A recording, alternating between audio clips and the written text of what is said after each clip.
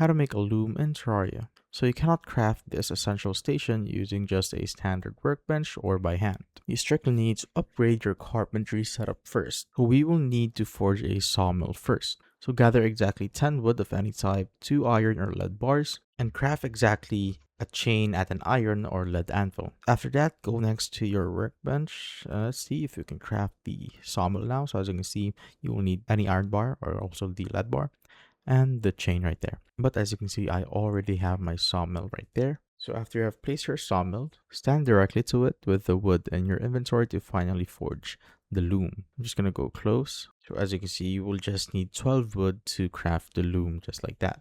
So you strictly need this dedicated station to spin raw cobwebs into silk, which is absolutely mandatory for crafting a bed to permanently set your spawn point and avoid running across the entire map every time you die. And that is how you basically make a loom in Terraria.